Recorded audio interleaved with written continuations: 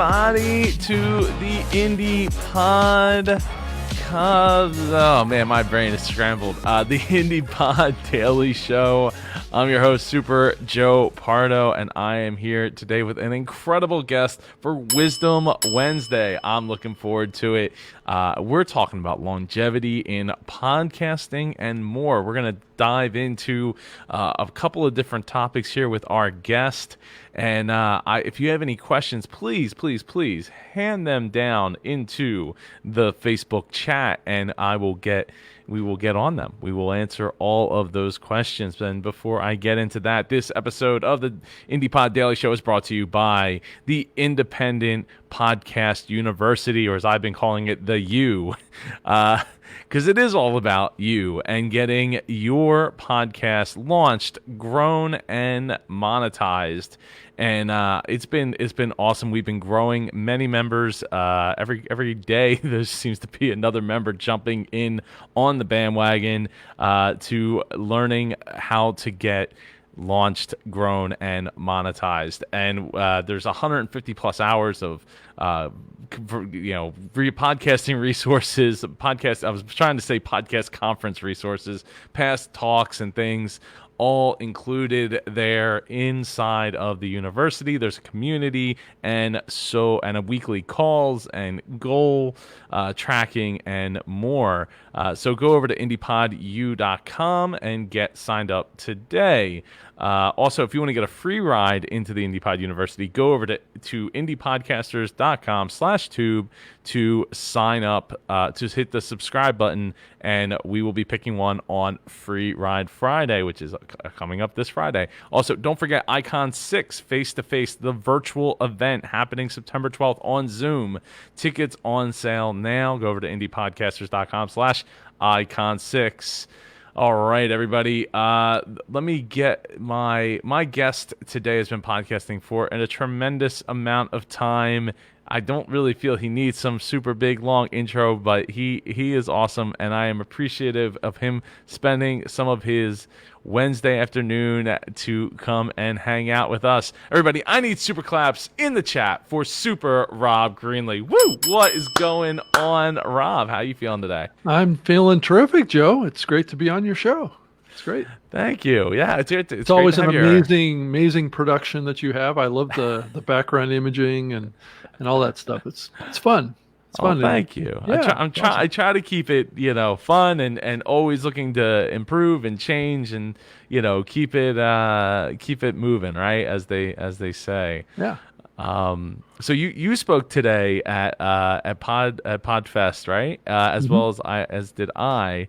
How was your experience? How was your talk? Or I guess it was a panel. Yeah, it was a session that I did actually just wrapped up like 27 minutes ago.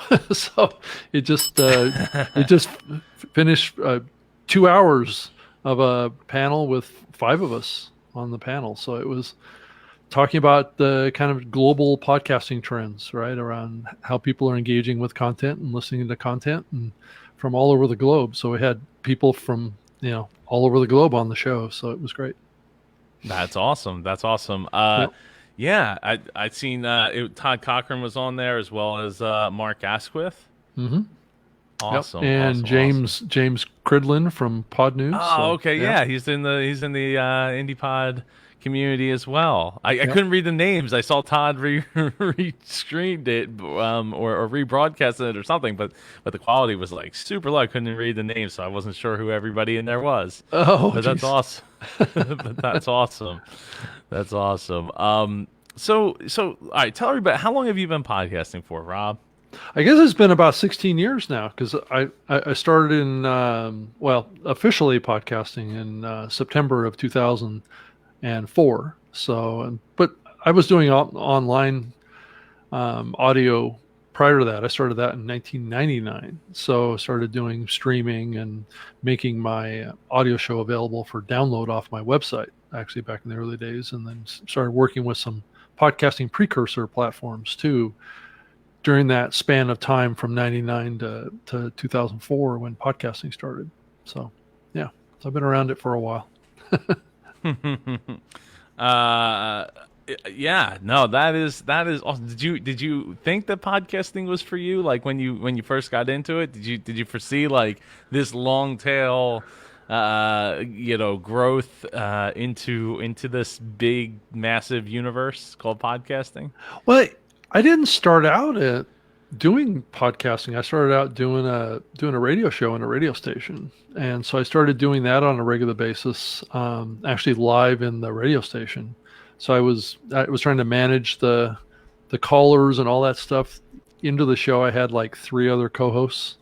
So it was an hour-long show I did every Saturday morning. So I did that for a couple of years, and then I wound up getting frustrated with the unreliability of the production in the radio station because of I had a flow of guests that were coming into my show on a regular basis, and sometimes those guests wouldn't call in on time during the commercial breaks.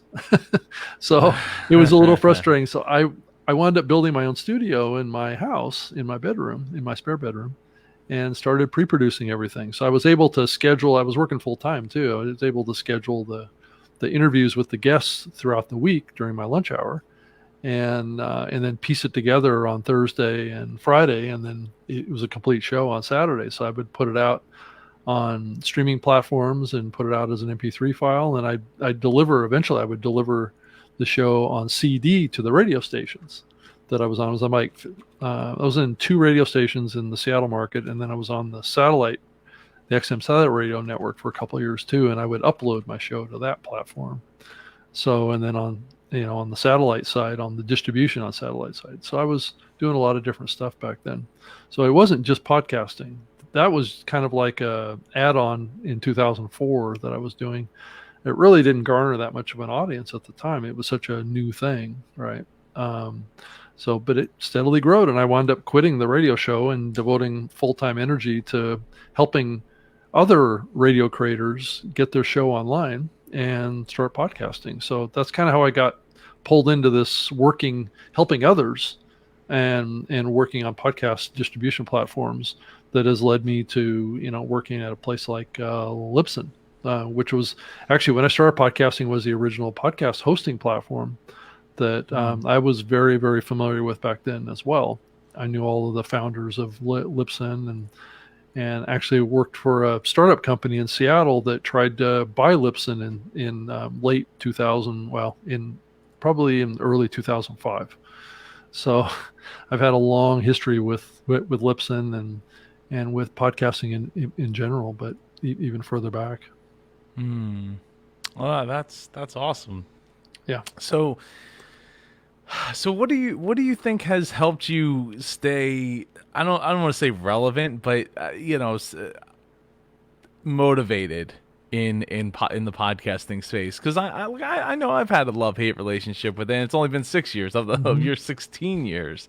Right. So what's some of the things, or what's some of the experiences that you've had that like have pulled you out of podcasting or made you think maybe sidelining it and then pull yourself back into it, if you've had that experience at all? Yeah. Well, I mean, it's not always been, a rocket ride of positive experiences in the podcasting space. I mean, it's not like it's been growing really fast over the years. And, I've worked at, companies like Microsoft in the podcasting realm, and it had its frustrating times. I have to say, it wasn't always easy to try and compete against Apple and the iPod back in those days. You're talking about the Zune? I'm talking about the Zune, right? Which is really just a Toshiba media player that they rebranded. Well, it was when it started, but it wound up being a pretty compelling little portable media player towards the end. But its fate was sealed after that first Zune device came out, and it was just a rebranded Samsung product, right? Was it? I thought it was Toshiba, but was it? No, I think it was a Toshiba. You're right. Let me see. I'm gonna look this up. Zune. No. Yeah. It was definitely a product from one of those big tech companies that was making that kind of stuff back then. Yeah, there you go. Toshiba Zune branded player made public. Right.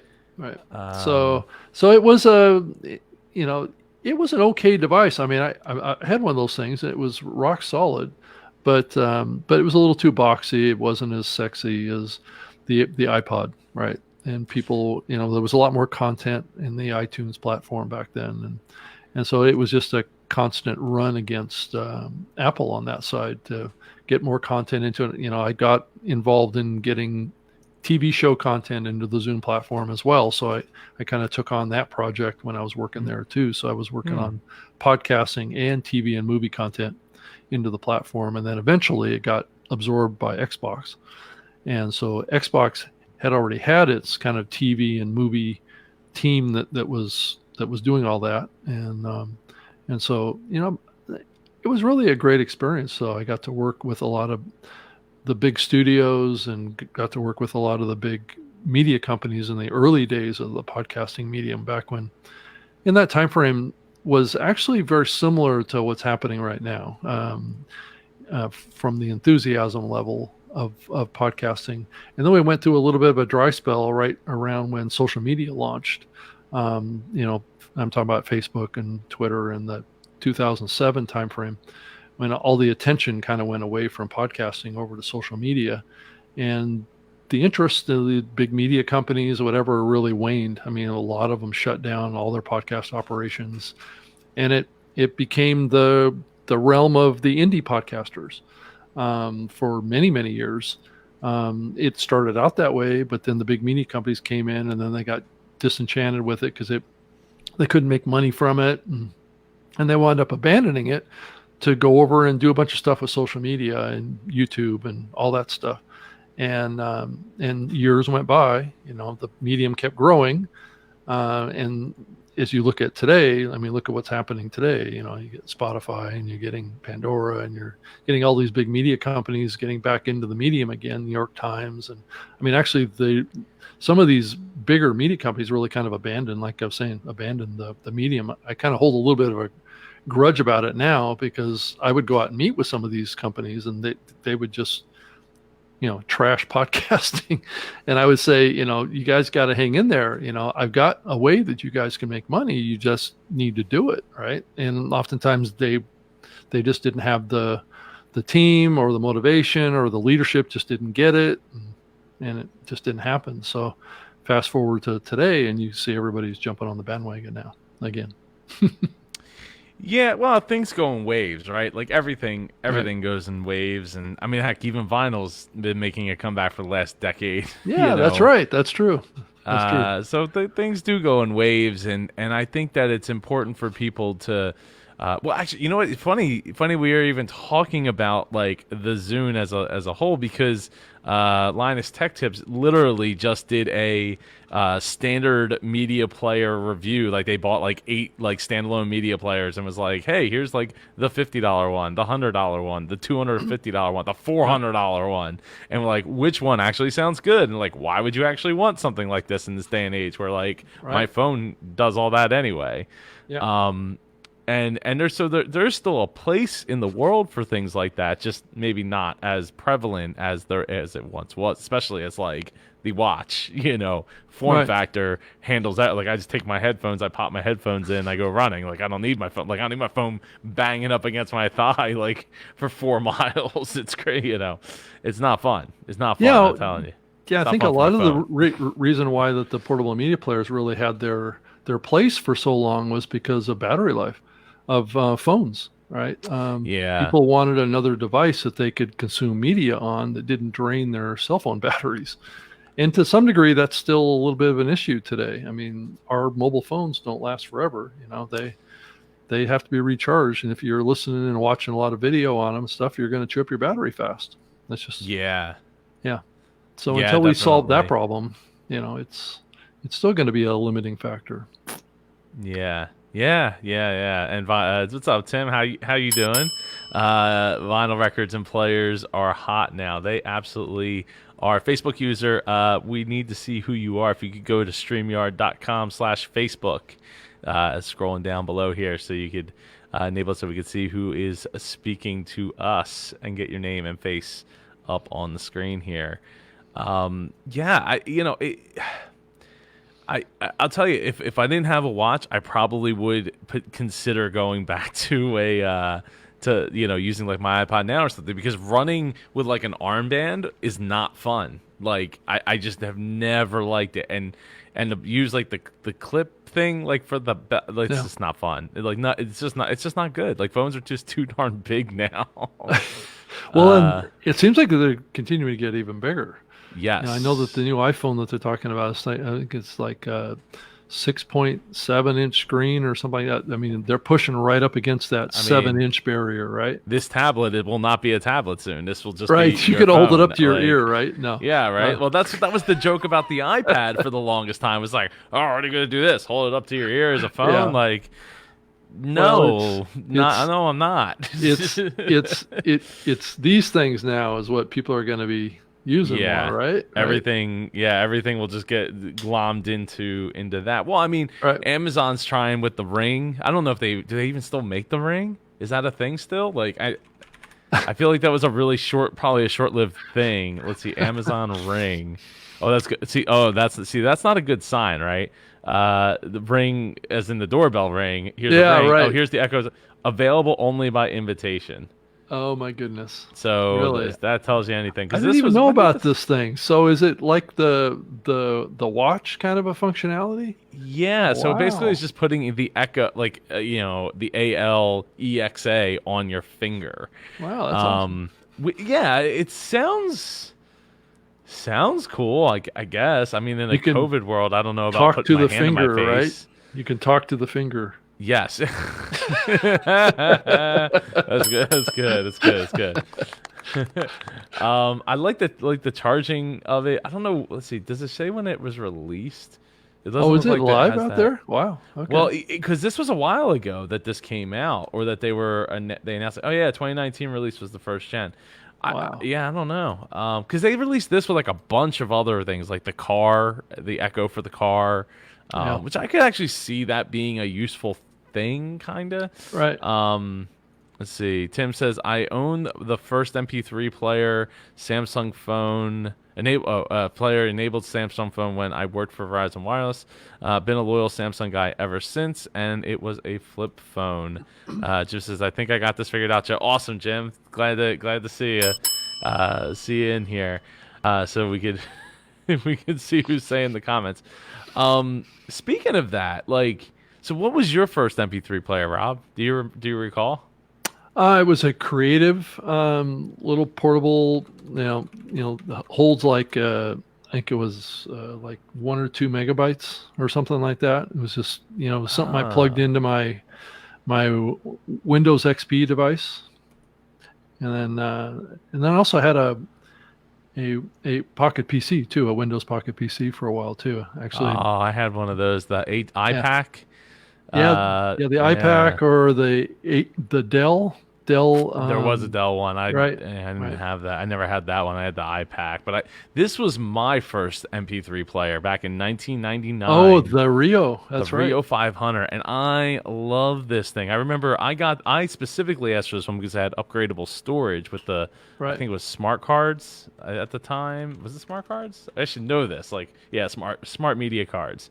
And I think I had like a 64 meg card. And I remember the 600. Meg. Yeah, and my sister got the Rio 600 like the year later or something like that.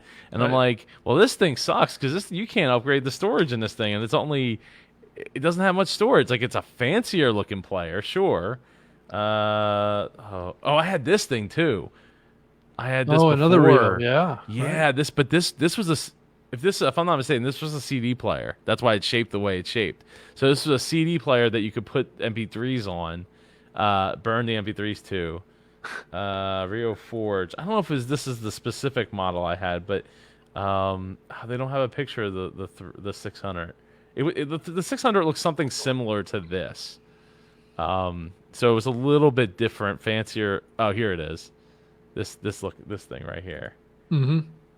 So it was a fancier looking. It was way fancier than my 500, but it only had 32 megs of storage and wasn't upgradable. Oh. So I'm like, well, that stinks. Like, I wouldn't want that. Because I had a couple smart media cards at the time. Hey, Ross Brand, how you doing, man? Hey, Ross. Let's see, who else is? Do you guys have a topic you're covering for this bad boy? Love the chit chat though. Yeah. So we're talking about longevity in podcasting. Right? So yeah, well we've been talking about that, and then we just kind of got off on a tangent Yeah. How with do you keep going, right, Joe? Is that the yeah. yeah? How do you keep going? Well, I just I for me, it's been a little bit of a different journey, probably for many other podcasters, just because I spent most of my career helping others do this, right? So built a lot of relationships with a lot of people doing podcasts, and that's what really keeps me motivated is the people of the podcasting medium, and being available and helping and being a resource to helping people get started and reach their dreams with this medium. It this medium is just full of so many positive and amazing people, and that's what's kept me motivated over the years, really, is to just stay connected with the community, and you build a bunch of friendships, and you build, it's like the show that I do with Todd Cochran, the new media show. I've been doing that show with Todd for 11 years, and so, I mean, I started working with Todd with my show when he launched the Tech Podcast Network, which was the very first podcasting network to ever exist. So I got my show. It was part of like maybe 10 or 12 shows that were all getting together to start a network. And so we cross promoted each other and all that stuff. So it's always been about building friendships and building relationships to help others and share information and share whatever you could share. Like I used to take my servers that I used to use to stream my old show online, and I offered them to the Tech Podcast Network. So all the Tech Podcast Network members would upload their episode up to my server, and I would stream them for the Tech Podcast Network off of my network. So we all kind of worked together and we all helped each other, and that's what really kept me going, is the community of this medium. And Joe, you're doing a terrific job with your community too, and that's probably what keeps you motivated too, I would imagine, is all your friends that you've developed in the medium. Lately it has, right? Because my main podcast is, was the Dreamers Podcast, now the Super Joe Pardo Show. Like I love doing that, but I'll tell you, what I haven't done a great job of is organizing that as well as I've organized the Indie Pod community, right? As well as MapCon, the Indie Pod community. So when at what point can I stop saying MapCon? When can I stop saying MapCon, Rob? Hey, I still wear the MapCom shirt that says podcast. Oh, I do too. All the time. That's an awesome shirt. But the thing is it's not branded no, for it's that not anymore. That way We're anymore. coming up on a year, in September, a month from now, it'll be a year. Actually, almost a month. It's good to transition people like that, though, because I think a lot of people heard about MapCon, and to have it map now to indie podcasters, I think it's good. Well, thank you. No, you've driven the point home for me. So. Oh, thank you. Ding. I'll take that. I'll take that win. I didn't know, like, even like saying like, oh, my show was originally called the Dreamers Podcast. Like, at what point can I just be like, it's the Super Joe Pardo Show? Period. That's it. Hey, like, end of whenever statement. You want, Joe. It's your show. I guess when I feel comfortable about it, right? Yeah. Right. Well, and I guess that's. Thanks, Tim. I appreciate that. Soft and comfy. They are, Joe. I mean, you did a great job of picking the fabric out, I have to say. Thank you. I can't take all the it's credit. An old Zune shirt, actually, is what I'm wearing right now. Oh, wow. Really? Yeah. That's a Zune shirt? I can't see. Can you stand up? Yeah. Yep. So wow. How about that? On the shirt sleeve right there, it says Zune. Huh. That's crazy. That doesn't have the logo, the Zune logo. Did that come after the fact? Well, Zune made a bunch of different, like, I've got like a Zune Frisbee. I've got a Zune Rubik's Cube. I've got, You don't got the Zune, you're not the person that got the Zune tattoo, did you? Are you? You're not that guy, right? That was a different guy. But I've got this whole kind of storage room full of old Zune stuff. Right, I pull them out and take pictures of it sometime, and you'd be surprised, Joe, how many Zune fans are still out there. Because I post these pictures online, and my Twitter feed just goes nuts. It's like, yeah, I like that. I miss my Zune. I miss, because I mean, it was a cool device. It's just it got trashed by culture. Culture trashed it. Like some movies out there still trash the Zune. Yes. There's nothing else to trash in the world. Let's trash the Zune because, right? It happens. It happens. It's an easy target, I think, is what it is. It's funny. Yeah, it is. It really is an easy target.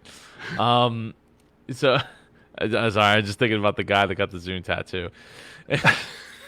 You get the Closet of Merch. He's got the tattoo. I mean, it's just. Yeah, he took the tattoo off, is what I heard. So. Did he? You know what? Now that you mention, I think I think I remember hearing that. Let's see. Zune guy considers new tattoo in 2009. For anyone who doesn't know this, this is the guy that got a Zune tattoo, and in 2009 they were talking about him, changing it into. What an evolution that is, right? Yes. Yeah, it is. Yeah. It is. So,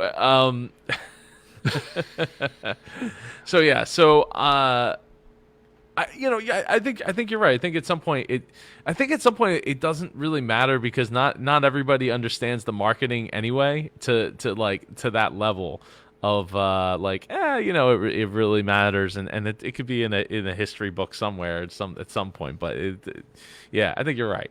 So the icon, the shirts themselves, that I meant to say this, the shirts themselves are we're going to get shirts made up for this upcoming event, but they're going to be separate. So you have to order it through a printing thing. And I also wanted to say not to take all the credit for those shirts being super soft. Is I got to give credit to Michael O'Neill, who was like, for anyone who doesn't know this story, right? So I asked him, I said, so Mike, what kind of shirt do you what size do you need? And for the event and all. He's like, well, if it's not one of these specific types of shirts, don't even bother getting me one. And I was like, really?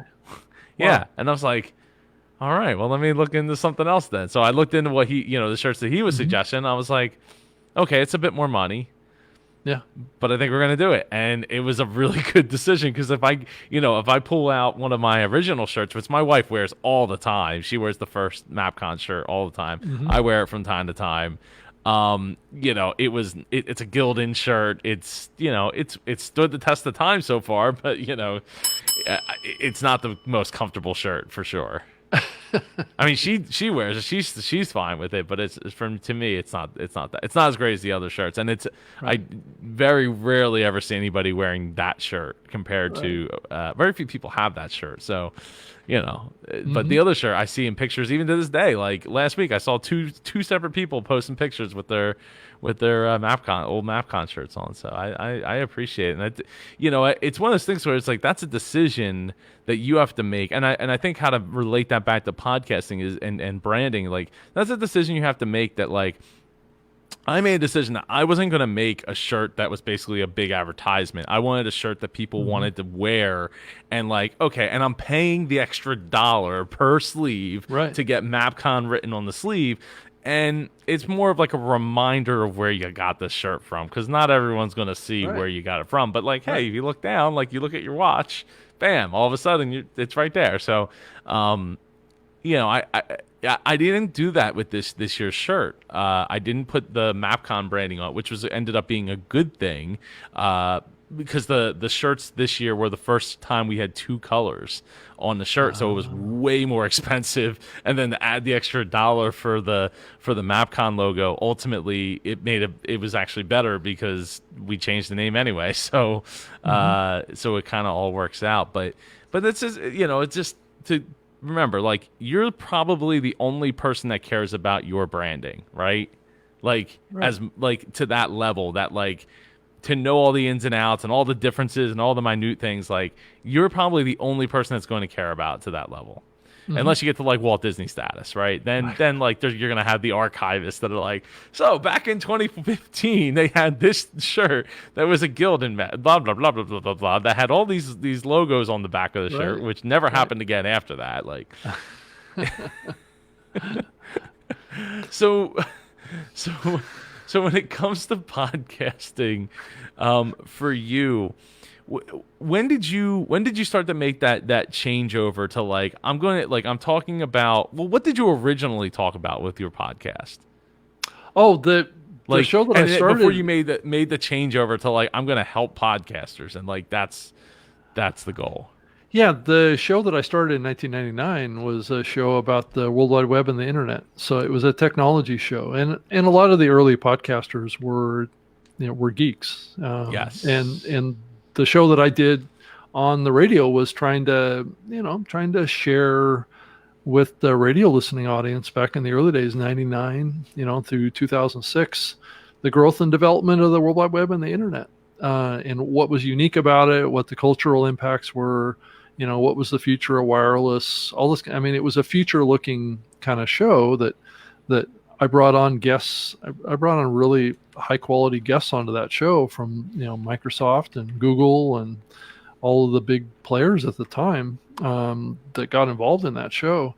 And it was really just a show to educate people about what the opportunities were and what the future was. I mean, a lot of what we talked about on the show came true. And it was a way for people to kind of glimpse what was coming from a culture perspective, from a technology perspective, and from a user perspective. And that's kind of what I did with that show. And that's what positioned me really as I moved into expanding the distribution of my show, looking at it as kind of like a form of content marketing. So I was doing search engine marketing consulting at the time. So I was trying to get a reputation for myself, and then also grow my audience that could be potentially customers of mine. So to help them with the search engines back in those days. But that quickly evolved into helping other radio people and other people that wanted to create podcasts and online media. And that pulled me into working on platforms. And so I started, working on, building listening platforms and working with those type of distribution opportunities. So that's how I evolved.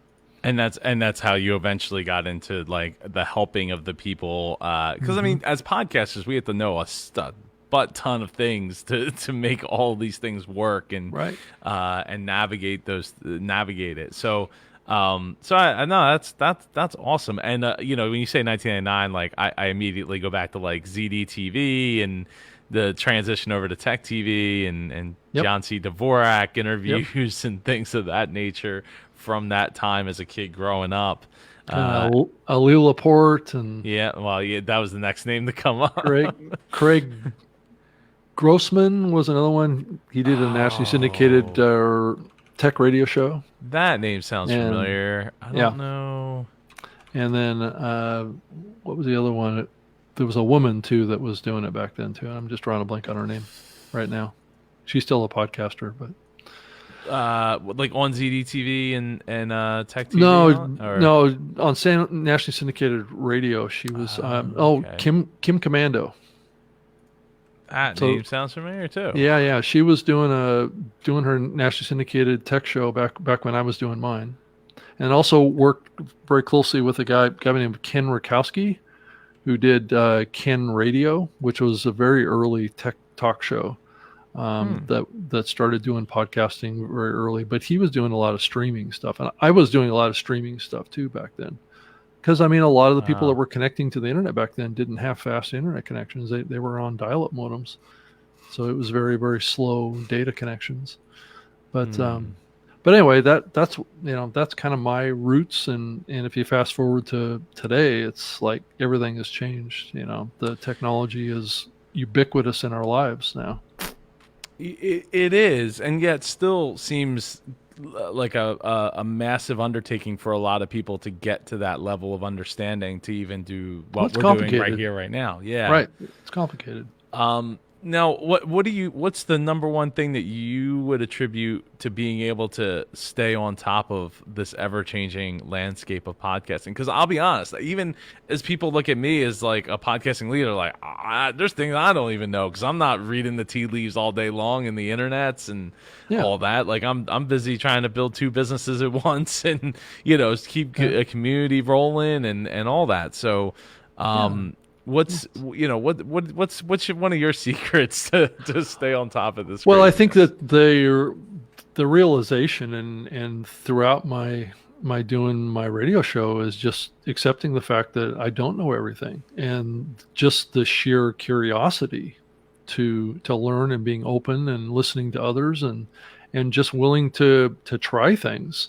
Even though things break. I mean, I don't know how many times I've been through a frustrating experience. Even getting my new studio set up here was very frustrating at times, and working through all the challenges that are related to technology can be a challenge. So it's just being patient, being persistent, and just being a good person to other people too. I think is the other key to making all this work too. Is just be a resource to other people, give as much as you can to others, and opportunities come your way from that. And I always saw podcasting as just a way for me to reach more people and connect with people.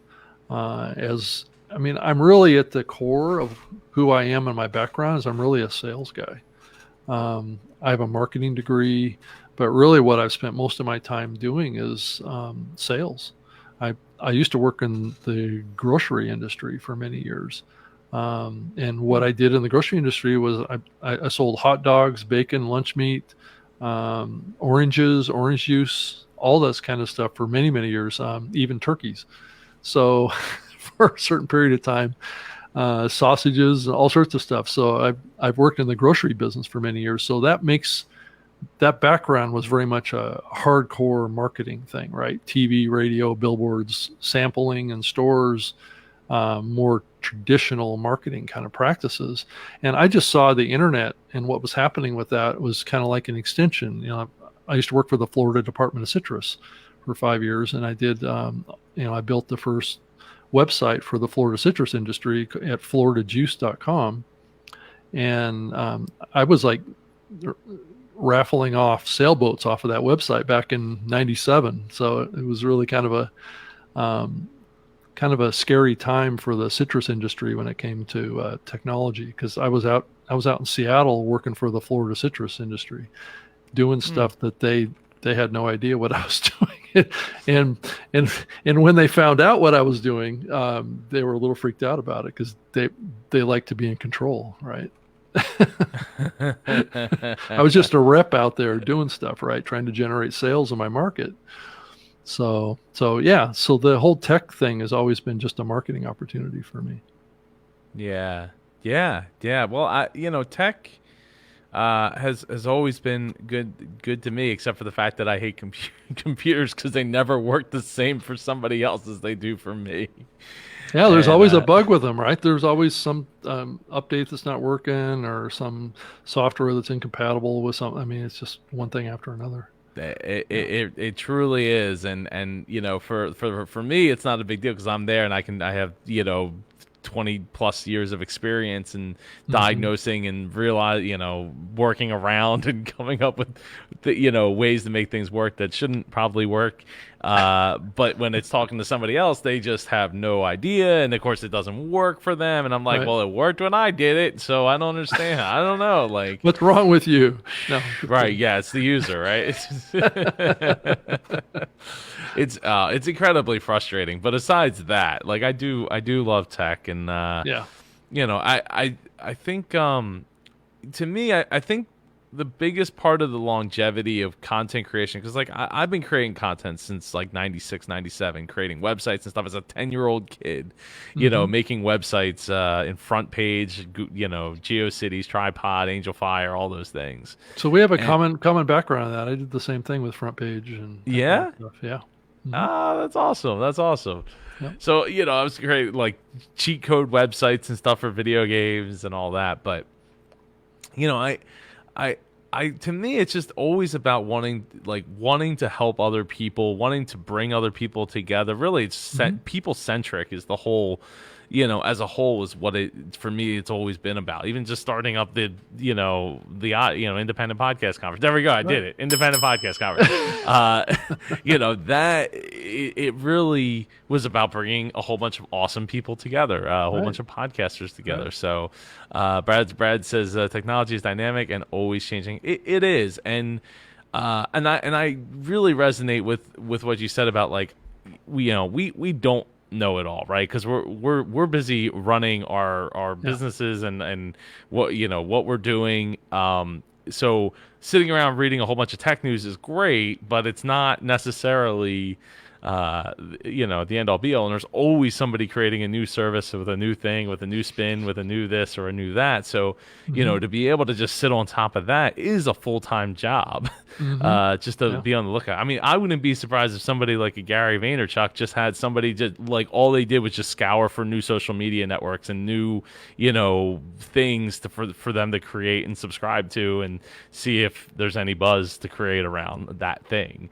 Well, and he also has such a following out there that people are telling his listeners suggest things to him all the time. I mean, that's the same dynamic that I felt with my radio show for many years. Was the audience was driving a lot of what I was covering in the show, because they would discover stuff and then they would send me an email about it, or they would share it on some social platform or something like that, and I would pick it up and run with it and do some content about it, right? I'd dig into it a little bit more and learn about it myself. But it was really about that interaction with the audience too, which is another form of, like you were saying, I mean, it's like it's a passion. This is a passion business, and it's a people business.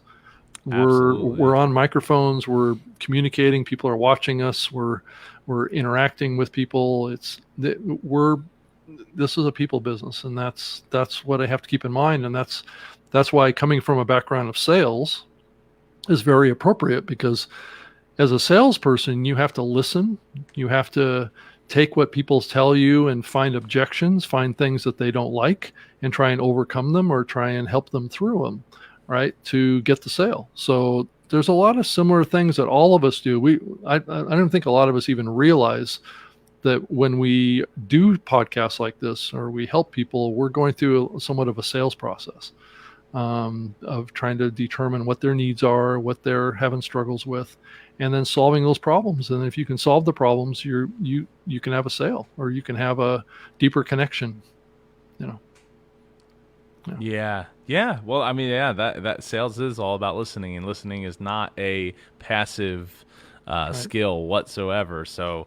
And as a podcaster, it's one of the biggest skills I had to hone. Even though I was already a pretty solid listener, I really had to refine that skill even more and more to be able to break the barrier of knowing what to say next. In listening to what that person is really saying and being able to help elevate what they said to the next level, and in turn elevate myself and elevate the guest all at the same time. So, listening is like a huge deal. And if you don't believe that, well, then you just haven't done it enough, I don't think, because this is really what it's all about. It's listening. Yeah, right. Yeah. It's a no-brainer actually on that. I mean, if you're really involved in it, you have to be listening, because if you're not, then you're just talking one-dimensional, right? Yeah. So, with the time we have left, I really wanted to dive into. You brought up during I forget which virtual conference you were speaking at specifically. Was it the beginner one? Yeah. Or monetized one. Okay. And you started to talk about going into the idea of like a talk that could be all revolving around being a co-host of a show. Well, a host and a co-host, or being a guest too. They're all kind of similar in their composition, right? Yeah, well, yeah, they are. But specifically, I think the co-host dynamic is really important. Like, as a person who has been a co-host 3 of my podcast endeavors, and now, well, I mean, technically four, but like I was the host. They were like kind of like the guest co-host kind of thing going on. Hmm. I don't know. Hmm. It wasn't really like a co-host, like a equilibrium of power. So how did that dynamic? How have you learned to live in that dynamic? Well, I think you have to treat your co-host like they're just a regular guest, which means that there's common courtesies that you need to maintain with them to keep their loyalty and not shift too much of a burden onto them. But because at the end of the day, really, as a host of a podcast, it's really the host show, right? So you need to take responsibility for as much of the show as you can, because that's just the right thing to do. But it's also the right thing to do for your audience too, right? Is to be that leader of the program. And any kind of co-host that you have typically is really in a supportive role. And it's just a matter of creating a dynamic between you that creates that.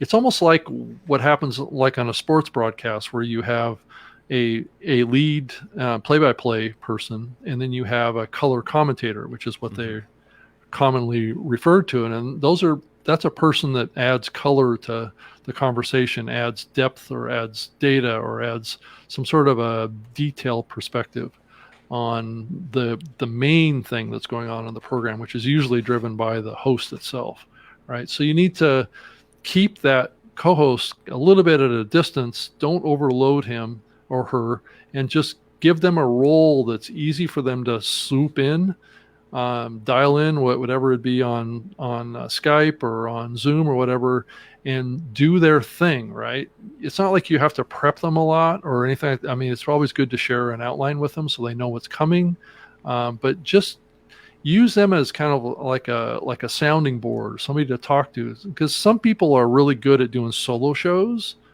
and other people have to have somebody to talk to. And I'm like that. I need to have somebody to talk to on my podcast, because I'm not that great of a solo caster. Um, and that's we all need to recognize where our strengths are and who we are as personalities. I always do better talking to others, and that brings out the best in me, and I want to bring out the best in my guest, and that applies to a co-host, or it applies to just a regular guest. And I think those are the keys, and just building a friendship with them. But there's also this factor that I talk about in this presentation that I do around chemistry between co-hosts too. Um, it's always good to spend time with your co-host before you bring them on your podcast. Learn about them, build a friendship that extends beyond just the podcast, where you understand them, you have talked about issues, you've talked about things, and maybe there's secrets that you guys share with each other, that are not about the podcast, but you've built this bond with each other of how you communicate. It's like the show that I do with Todd Cochran with the New Media Show. I've been doing that show with him for so long. I can answer the questions for him, right, of exactly how he's going to answer them in many situations, because I've heard him talk about things so much that I understand him. And that's that chemistry that's really kind of a magic element that you need to develop in your show, is that chemistry. And then also, when you develop that chemistry, the audience will connect with your co-host, and then also will connect with you, and that dynamic between you, is just really can be magical, because you can almost finish each other's sentences, and it steamrollers over time. And the longer you're with somebody, the stronger that chemistry is, and it's terrific for the listening audience. Yeah. No, it is, and I've noticed that because like my first co-hosting experience was in 2015, 2015, I believe, with the show called Living the Dream, where we interviewed Disney legends. And so I have my co-host Krista, and it was great. I just kind of still wish we were still doing that show, but it had like we did like 35 episodes, and then we parted ways. Not for not getting along, just differences in direction of where we wanted the show to live and be. So which obviously it happens, and so it wouldn't have worked if we didn't have a good like chemistry and a good working understanding of like how each other talk. And like I mean, we have a blooper reel that to this day I still watch it, and it's hilarious. We did like a promo video.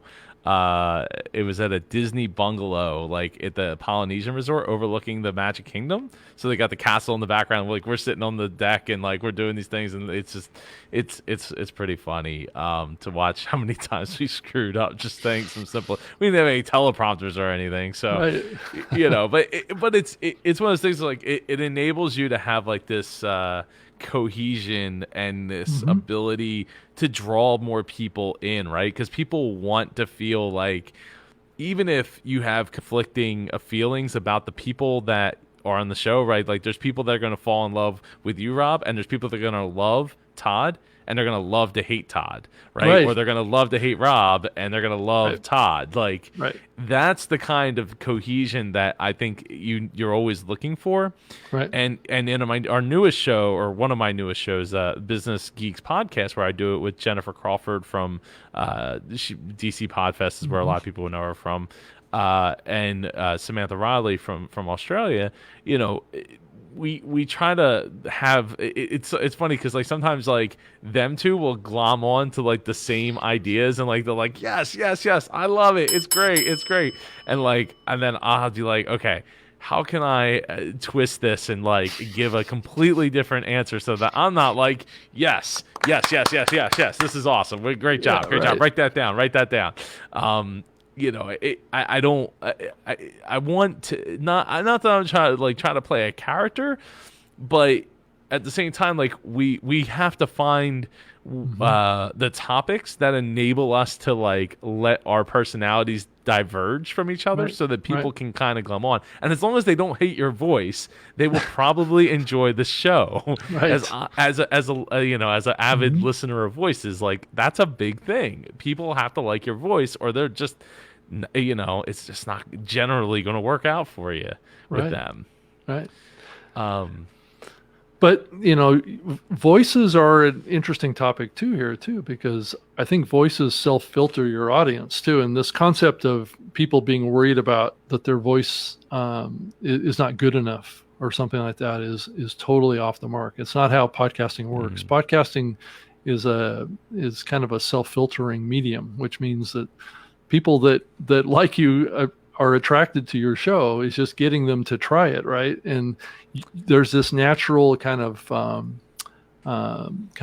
attrition, and new people coming in and out of shows. People stop listening, new people start, all this stuff, and that's what you want to create, is kind of like a flow of audience through your show, because over time, what you're doing is you're racking up more long-term listeners. The more people you can cycle through the show that like either the host or the co-host or whatever, and want to hear what they have to say. But you're right, exactly right, Joe, is a little bit of controversy between the two co-hosts is always a good thing. A little bit of a friction there, a little bit of a twist, or a little bit of a comedy angle too, where one of the co-host kind of teases the host, or there's an interesting dynamic there. I think another one that's really interesting is Dave Jackson and Jim Carlson, which are an interesting combo as well, because Jim's a little bit like me. He's kind of laid back, he's kind of easygoing, but Dave's like a comedy card over here, right? You never know what's going to come out of Dave Jackson's mouth. So you have a little bit of a contrast that's going on there, where I can be a little bit kind of, milquetoast, where, an extreme character. And I had this dynamic on my Spreaker Live show where I had a co-host, Alex, what was my co-host on that show, and he was like an extreme character, kind of a right-wing extreme. It was very bombastic, very, he would like yell into the microphone. And I get these emails. It's like, I hate Alex. He's always yelling into the microphone all the time. But, I keep getting these emails from these guys too, complaining about Alex week over week over week, because they keep coming back, even though they say they don't like him. But then they say, well, I stick with the show because I like listening to you, Rob, or something like that. But they'll hate on Alex, but they'll keep listening. You have this kind of interesting dynamic that happens. That's really interesting, and it sounds like you've experienced a little bit of that too. Yeah, I definitely have. And the other thing I would bring up is having your voices sound different, because if you both sound the same, it's really hard to tell who's talking. Right. From a branding standpoint, it's really not good to know which one is who's who and all of that, because it'll take a while before you start to really hone in on who's this voice and who's that voice. Right. So finding somebody that has a different voice can be, game changing, not just from the opinion standpoint, but from the, like, I know who's speaking when they talk, especially if there's no video to go along with that. Yeah, and it's good to not have probably any more than like 3 people on your show too, which helps with that as well. I did a show once that had 12 people on a round table around me. And How long were those episodes? Jeez. Well, that one I did back in 2005. I was at a trade show called Gnomedex, and I had a lot of the kind of like big podcasters sitting around the table at the time, and we were talking about the podcasting medium. But yeah, I had like 12 people around the table. Oh, so it was like one episode. That wasn't like the whole show. Okay, I thought you were talking about like this whole show. But I have heard of that, though. It was one episode with just a large group of people. Yeah, how that happens. You don't really hear that often anymore. People don't do that very much. We did. So shout out to Veronica and Stephen Davis, because we did something. There was like 7 of us. We sat in a circle at Podfest, and we passed the microphone around, and each gave our answers to like the questions that Veronica was dishing out. Yeah. And so I, as a once in a while thing, I get it. But there is an example. There was a Disney podcast. I don't know if it still exists, but the guy who created it, I think he left or something like that. But they basically set up a podcast with like 12 hosts, and they would just rotate out the hosts. Oh, like so like it wasn't 12 hosts every week. It was like 4 to 6, I think, might have been the top, and then they would just rotate out, because not everybody was capable of being every single week, and not everybody had a take on the topic or something like that, which I think is interesting, but it can be quite confusing for somebody listening. I think the only way that would work is if you took 12 or 10 or whatever it is, right? You took people who are already podcasters. Like, I know Joe from Super Joe Pardo, so like now I'm listening to Super Joe Pardo, kind of like the super band. Was it the super bands? What's the term I'm thinking of? Like the where you take like the best players from like other bands and you put them in the like a super band. Is that the term I'm thinking of? I'm not sure. Somebody can help me in the chat here so I don't sound so dumb. It's definitely super group. It's a super group, right? Okay. And like that was the concept behind the Business Geeks, right? Like, you're taking 3 business experts who all have their own podcasts or their own, followings and things, and you're bringing them together to do a show, right? And it's not a show that's an extension of their show. It's a show that's like kind of off the cuff and a little bit different and more personality and opinionated than, say, like hard lessons for like a hard educational kind of business type show. And that's where like the Business Geeks come from. But even like my favorite Disney show of all time, WDW Today, from back in 2004, 2005, the 4 people that they brought together all had their own followings, right? You had Len, who had touringplans.com, Mike Newell, who had what's the name of his? It was like I'm blanking on the name of it. Just doesn't exist anymore either.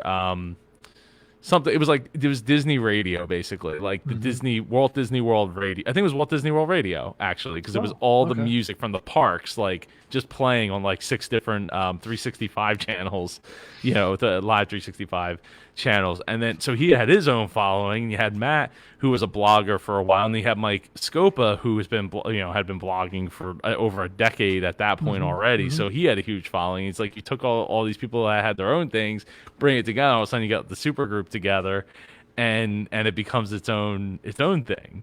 Right. And so I think it's important too, like when looking at who you're going to pick for your co-host, like what are they going to bring to the table? Because I have heard, and I know you've had this story, right? How many stories have you heard where it's like, I brought this co-host on, and now they ain't doing anything, and they're just like showing up, and I'm doing all the work, and I'm doing the editing, and I'm doing this, and I'm doing that. They're not even sharing it, like, and Yeah. they don't even have a following, so it's not even like it. I'm just by osmosis getting traffic. We're getting traffic from that. hmm How many times you've heard that story? Oh yeah, I mean it happens. But I walk into those relationships without a lot of expectations of the co-host. I mean, because week over week, you just don't know what they can or cannot do, right? So Yeah. you just take on all that stuff, and what you get from them is the content, right? I mean, unless you're doing some sort of revenue share with them, or they're part of the business of what you're doing with your show, it can be different, where you could shift some responsibilities over to them. Like, the example with the new media show, that there is a split between responsibilities. I'm in charge of the content of the new media show, and Todd's in charge of the technical and distribution side. So we split that up. So, but we're both kind of like, have many years as hosts and stuff like that. So it's kind of like a joint it's a true co-hosting type of relationship with that show.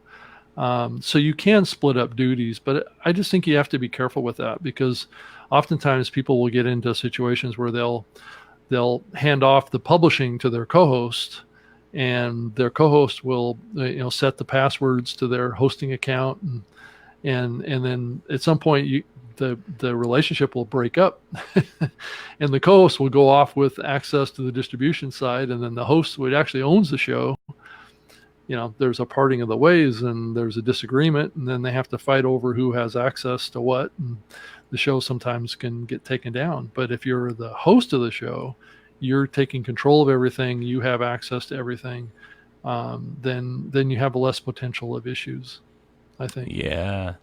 No, it definitely can get ugly, especially as shows get bigger, longer.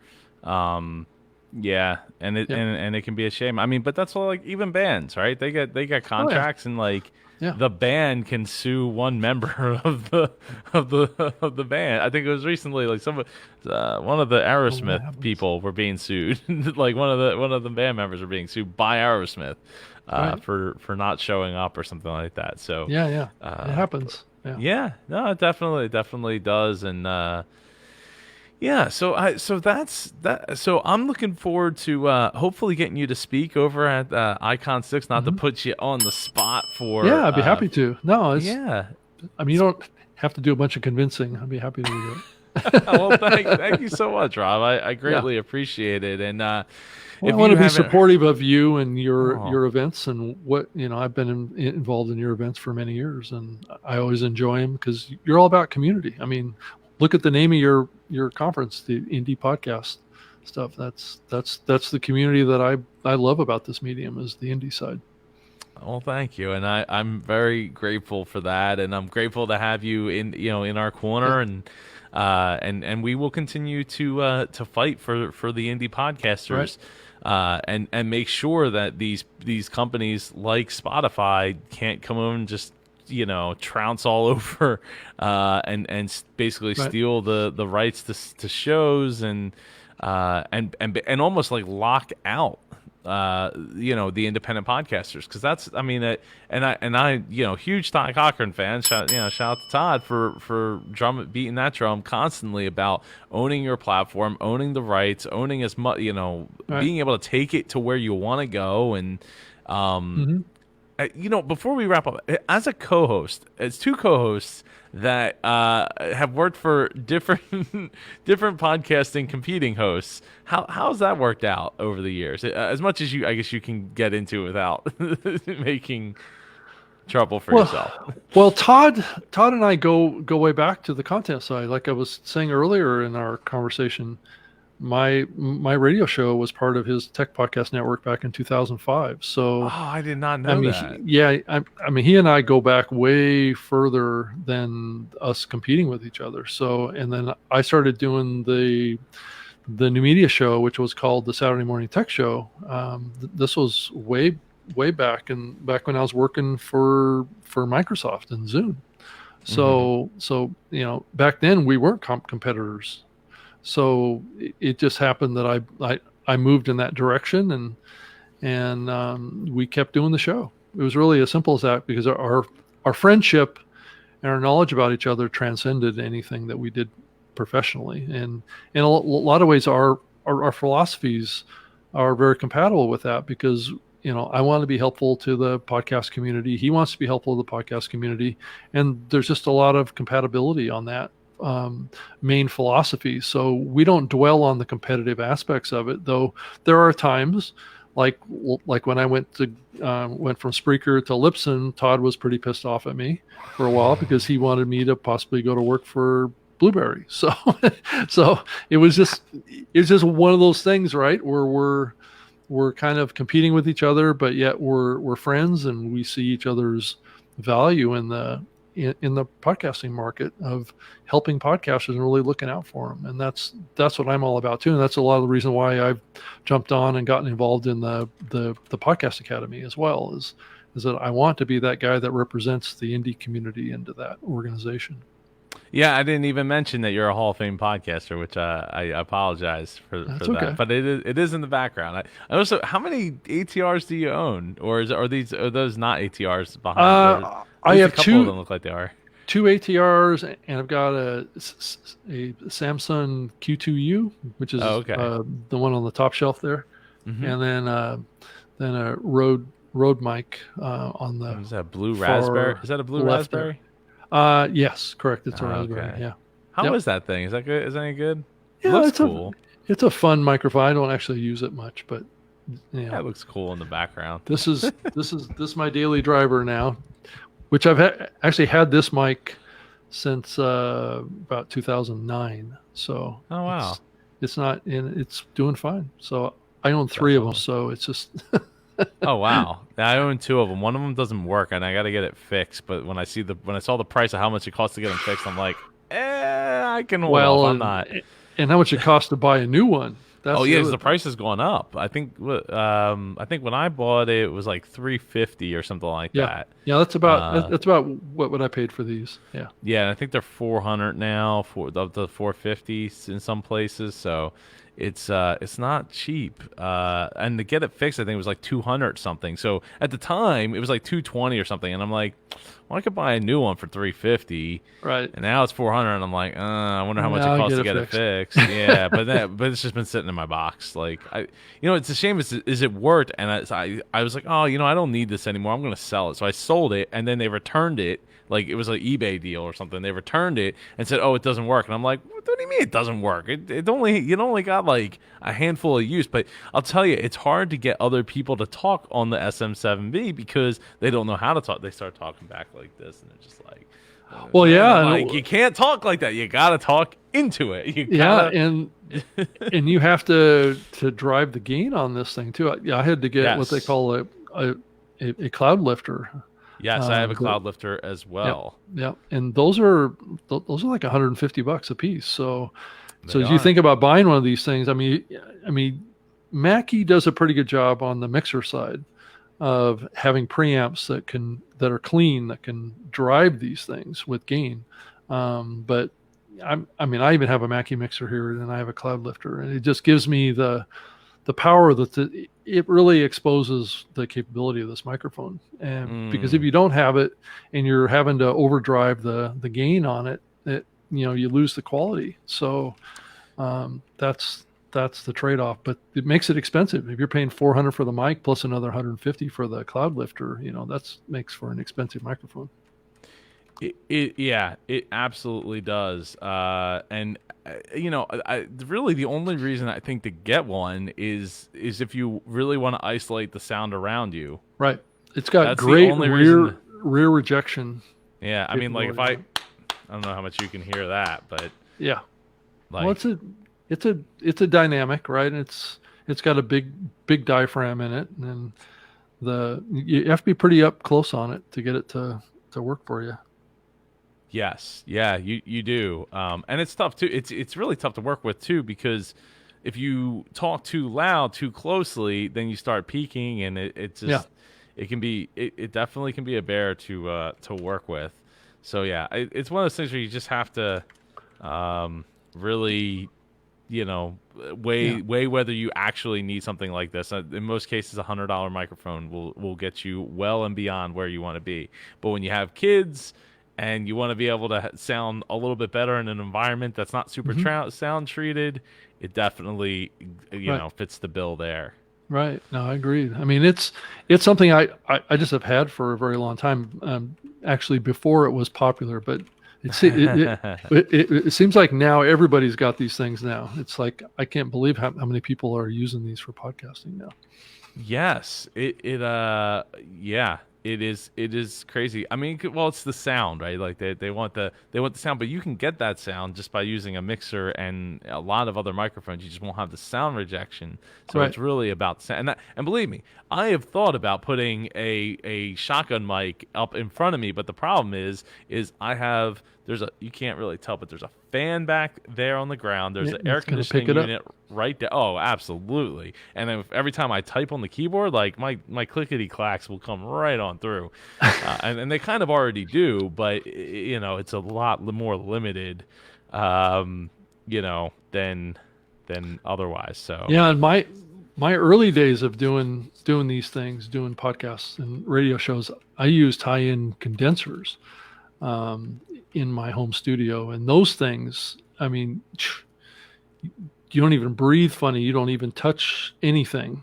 I mean, you don't touch the microphone. You don't even hold a pencil because it'll pick up all that sound. Yeah, right. Right. Well, here's me clicking the pen. Right. I mean, you can hear, but on a condenser, it's going to be like right there. Yeah. Well, it's one of the reasons the Blue Yeti gets such a bad rap, because it's not used properly. They should have made it a condenser mic, but I guess they wanted to be able to do the guitar. Like, it's a guitar thing, and it sounds great. I mean, I have to say, those condenser mics. I mean, I used $700 condenser mics back when I was doing my radio show, but I had to sound buffer my whole studio. I had to put up that foam stuff on. I mean, because it was picking up everything. We have the sound treatments all throughout here in the studio. Right. And built them by hand. Actually, it was fun to fun to play with all the power tools to get them to build them, but they were kind of expensive, considering that they weren't as expensive if I had bought them online. Well, it was cheaper than buying it online, but it still was not a cheap endeavor either. Hey, what's up, Tim? How you doing? Good to see you. Hey, Tim. Well, I think we should probably wrap up here. We're at an hour and 12 minutes. Was there any last thoughts you wanted to share before we wrap up here? No, the only thing I was going to mention is, I mean, it'd be great if those listening here would pop over and join the Podcast Academy. That'd be great, because I'm trying to corral the industry together, and it's going to give me the opportunity to maybe do some other things with that organization around standards and best practices type of groupings. There's some needs that are coming in the industry that are going to need all of us to get together on. I know Todd raised one here recently, which was a little controversial around maybe all podcasters need to get paid a royalty to be in these big streaming platforms, or maybe making some extensions to RSS spec to add capabilities of geolocation and where the podcast is being made. And I mean, just a lot of things that the industry needs to come together on. And there's another big one that's coming is the IPv6 online protocol that's going to change measurement as well. So these are all big issues that are coming in the podcasting space, and that's not even to talk about monetization issues. So that's, but the Podcast Academy is really all about, at this point anyways, we're really all about an awards, kind of like the Academy Awards, that kind of a thing for podcasting. So a big time event type of thing, and then some educational initiatives, but it's really focused on trying to bring the industry together is what we're trying to do. So I didn't realize. So this is the organization that took over the Hall of Fame. Not quite yet. The Hall of Fame is Okay. actually owned by Podcast Movement. They still. Oh, I thought they relinquished it to the Podcast Academy. Which Well, I didn't we even are realize that you were involved with. We are talking with them about making it kind of happen along with the Podcast Academy of events. So it is a conversation that's happening of trying to bring that Hall of Fame back because Okay. it hasn't been done in 2 years now. So it's just a matter of getting a focus on it and bringing it back and getting some sponsors and all that stuff. I think it's going to happen. It's just a matter of probably not going to happen until 2021, I think. Yeah. Yeah. Well, that's good. At least I hope it. I hope it does come back. Yeah, I hope so I too. hope I mean, really. I'm a member of it. I would love to have it live. Right. And Yeah. it's got to. It was a minimum of 10 years, so I still got 4 more years before 4 more years before before I could even be up for consideration. So I wanted to exist. Darn it! Like, no, this is awesome. This is awesome, and I didn't even realize that that this all just happened. Or I guess you came on board July 10th. And no, actually, I joined the the board of governors, not board. yeah, Board, I joined the board of governors back in March. So I've been going to their meetings and getting involved, and I kind of fell into this role of being the chairperson of the organization. So it's just a matter of keep pushing and growing the membership base. It's actually $50 a year up until the end of August. So if you want to join for basically half off, because it's going to go up to $100 after that. Cool. So hopefully we can raise some money and be able to start really doing something. The organization already has paid staff that's running it.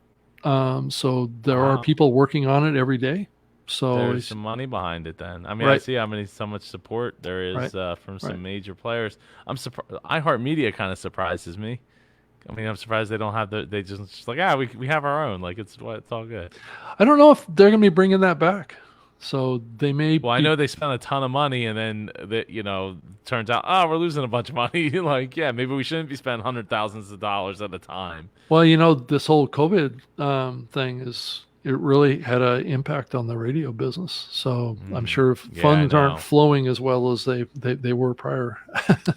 Yeah. No, I listen to the sports radio here in Philly, and I could tell when you run the same 6 commercials over and over and over and over and over again for every single break for days and days and days at a time, to the point where you actually start running radio.com podcast ads on your on your airtime. Yeah. That something's not going right, and they're just trying to fill space and take advantage of the fact that they it's a downturn. Right. So, but Joe, thank you so much for having me on your show. It's always great to talk with you. You're a great guy in the space. Everybody loves you. Thank you. Yeah. Thank you. I do my absolute best. I just bit the inside of my cheek. I do my absolute I do the absolute best I think I can to bring people together and help as many people as I can in the space. And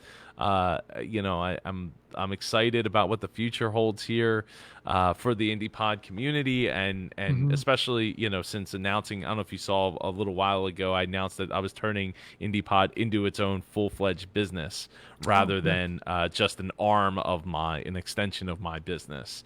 So now I went from building one business with kind of like a pet project thing to now I'm building 2 businesses. Hooray! All built into one, though, right? Is that the idea? Yeah. Well, Well, the kinda. So it's still under like the Super Joe Pardo umbrella of, because the actual business name is 234 Solutions. Mm. So like that's the like the legal LLC name, but nobody really knows that name. Nobody knows that name. So it's the Super Joe Pardo business, and it's the Indie Pod business that is going to not just be like an extension of what I do, but now like its own revenue generators, and actually start to pay some people and bring in a lot more money than like 20,000-30,000 a year. Like, hooray, that's cool, but like I put in a lot of work to get that little bit of money out of it, and it's just because I've left a lot of untapped resources, a lot of untapped time, and a lot of untapped things. Just and COVID has helped with that, right? Because I have a lot more time at home to do these things, and that's how the virtual conferences got on became a thing. And I really, really wish we were doing an in-person event on September 12th. Like, I wanted to do it in my backyard, like right here behind me. Right. I wanted to bring 50 people together, but like in Jersey, they scaled it. They just scaled it back because knuckleheads, as our governor has called them, are getting together in hundreds of people, not like 20s of people or 50s of people. So we're unable to really do it, and the tents are actually getting hard to get at this point. So I'm not, I don't want to take a tent away from a restaurant or something that could actually needs it to survive. Like, I can do a virtual event; it's not the end of the world. So by doing my part and hopefully keeping people safe, and not having a team is really difficult, right? Because we were going to live stream that event. So, and by we, I mean me. So I'd be the one setting up all the cameras and the computers and the screens and the chairs and the socially distanced chairs and everything, and then trying to keep track of what's going on in the chat with the people who paid for the virtual tickets on top of the people that are paid to be there and like in person. It was not great, not my best thought at all. So which is okay. We will do more in the future, but we're right now September 12th, Icon 6. It's a virtual face-to-face event, so we'll be doing it in a Zoom room versus doing it like we're doing right now on StreamYard, going out to Facebook out to Facebook.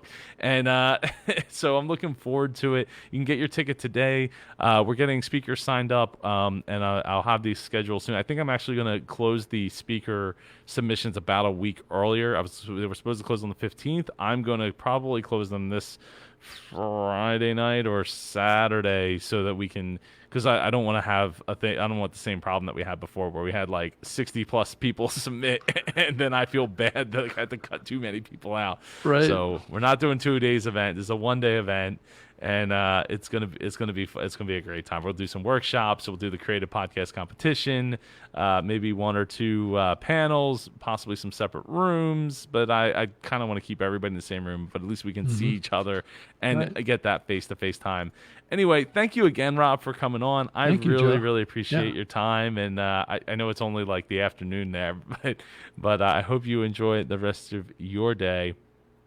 And if you've enjoyed this episode of the Indie Pod Daily Show, please share it with the podcaster in your life so they too can get some awesomeness informations from Rob and I.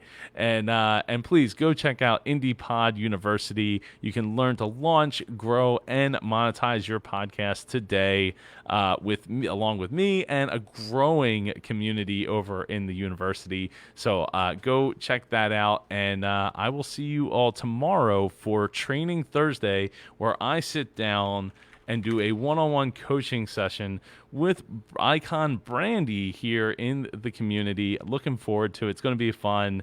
I don't even know. Let's see. What are we supposed to be talking about? What is we're talking about?